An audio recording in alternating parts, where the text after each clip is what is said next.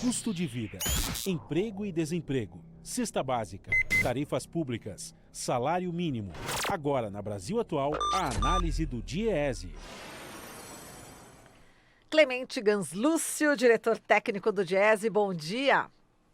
Bom dia, Marilu, bom dia, ouvintes. Bom, vamos falar aqui do Copom, né, que reduziu a taxa básica de juros para 5,50% ao ano. Explica pra gente qual que é o impacto disso, Clemente.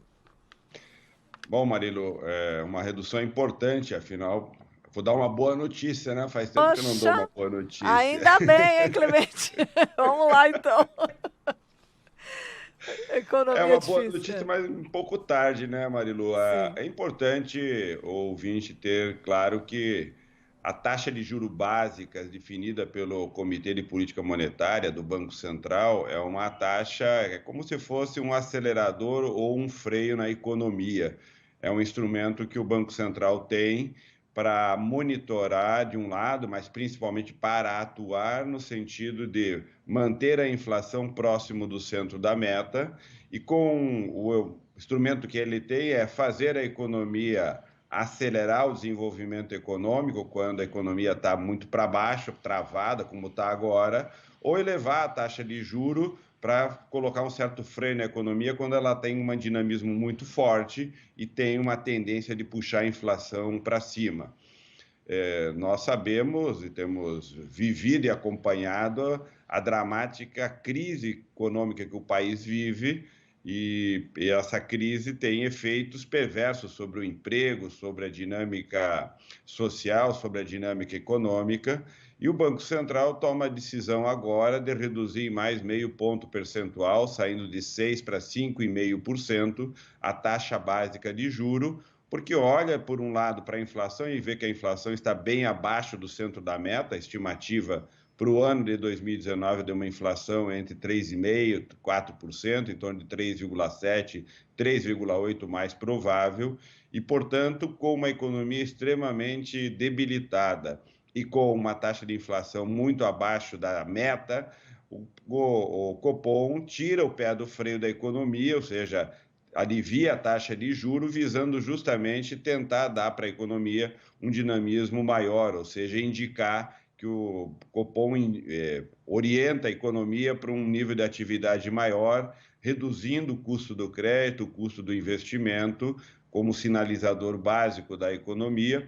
Tem um efeito importante, porque isso reduz o custo da dívida pública brasileira, ou seja, o Estado brasileiro gasta menos com a rolagem da dívida pública brasileira, e significa um indicador importante para que a economia tenha um dinamismo diferenciado. Ela não é o único instrumento, evidente que o fundamental é o Estado voltar a ter capacidade de investimento, colocar recursos na economia, mas o indicador do Copom é um indicador importante. Pena que ele vem atrasado, porque essa medida já podia ser tomada há muito tempo, de forma muito mais vigorosa, orientando, como nós temos dito, a economia para uma retomada do crescimento econômico. O Copom indica que provavelmente na próxima reunião, que ocorrerá no final do mês de outubro, deve fazer uma nova redução da taxa de juros, portanto, indicando que na visão de médio prazo, o Copom está tirando o pé do freio da economia, como um elemento importante para reconduzir o país em uma trajetória de crescimento, mas, como eu disse,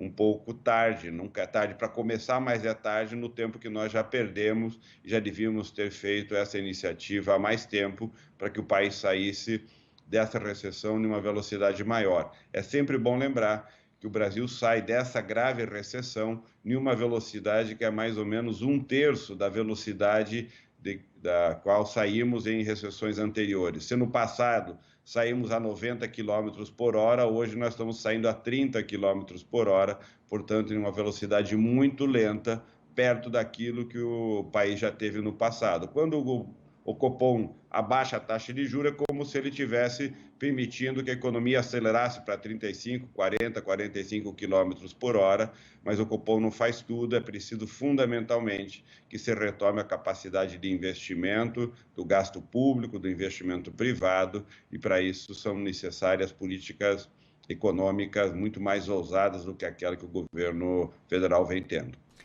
Marilu. Bom, Clemente, hoje a gente está aqui na greve global pelo clima no mundo inteiro. No Brasil, são vários os locais onde já estão programadas manifestações. E é muito importante, né, Clemente, que as centrais sindicais, os sindicatos estejam juntos também com os ambientalistas, estudantes, enfim, todos contra o que está acontecendo, principalmente aqui no Brasil, em relação a essas queimadas criminosas, né, que acontecem na Amazônia. A importância, né, dos trabalhadores se envolverem e também dos jovens, né, estudantes que estão sendo atacados por dois lados, né, com a falta de emprego e também com a falta de recursos na área de educação. Exato, Marilu. Acho que tem a dimensão central de toda essa mobilização mundial é justamente denunciar as graves consequências do modelo de desenvolvimento econômico para o clima, para a mudança climática, para o meio ambiente. Nós acabamos de ver aqui em São Paulo, por exemplo, que a mancha de poluição no rio Tietê só vem crescendo. Então, o efeito sobre o clima, sobre o meio ambiente, sobre as florestas, os mares, o rio, a poluição sonora, a poluição do ar, tudo isso afeta de forma dramática a qualidade de vida, colocando em risco sério as condições de vida no planeta. E essa mobilização hoje ela é muito importante para denunciar, e essa unidade que vem sendo construída também é uma unidade muito importante. Nós estamos, inclusive, Marilu, organizando, o Diese ajudando o Instituto Ethos a mobilizar várias entidades para organizar a Conferência Nacional da Mudança Climática, que vai acontecer no início do mês de novembro na cidade de Recife. Essa conferência é justamente uma tentativa das organizações prepararem uma intervenção sobre o tema ambiental na COP, que vai acontecer em Santiago, e vai acontecer em Santiago, porque o Brasil disse que não recepcionaria essa conferência da ONU aqui no Brasil e, portanto, foi transferida para Santiago, justamente para tirar do Brasil esse protagonismo sobre a questão ambiental. A sociedade civil está se mobilizando, hoje essa mobilização é fundamental na coordenação nacional para denunciar os graves problemas, e espero que em Santiago o mundo tome decisões mais radicais, muito mais assertivas sobre políticas para combater os efeitos da mudança climática. Perfeito, ó, me leva lá para Recife, hein? Gostei da ideia aí, dessa parceria do Diese com o Ethos. O programa ao vivo lá de Recife. Vamos! Não, tá fechado. Fala aí com o Caio Magri, vamos tentar fazer essa parceria, hein, Clemente? Exatamente, já fala, propõe para o Caio Magri na próxima vez. Aí, Já vou. Vamos lá para Recife. Vamos para Recife. Perfeito, Clemente, muito obrigada. E a gente se encontra nas manifestações de hoje aí, hein, Clemente, nas ruas. Tá ótimo. Um grande Vamos lá. abraço, até mais. Um abraço. Clemente Ganslúcio, diretor técnico do Diese.